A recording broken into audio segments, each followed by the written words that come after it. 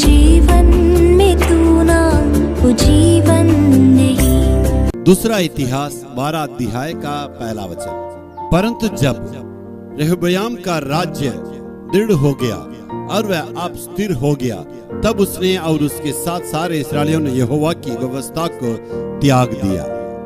यहूदा देश में जब रेहब्याम ने राज्य किया, उसके चौथे साल में जब उसका राज्य दृढ़ हो गया और परमेश्वर को त्याग दिया, परमेश्वर की व्यवस्था को त्याग दिया और मूर्ति पूजा करने लगे।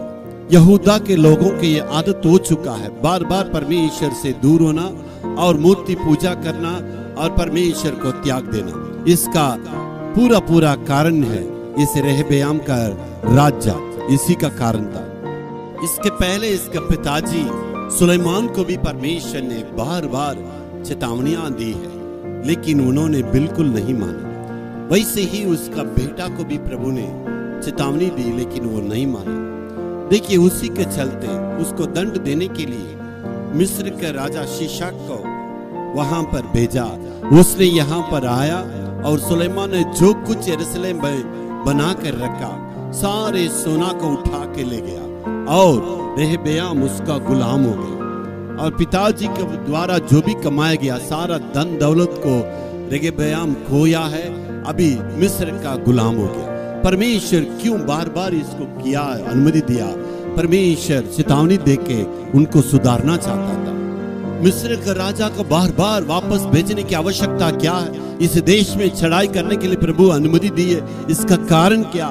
इनके मन में एक पछतावा होना चाहिए। जी हाँ मेरे प्यार, हमारा जीवन में बार बार नुकसान क्यों है? इतनी तकलीफें क्यों, इतना गिरावट क्यों, इतना असफलता क्यों है?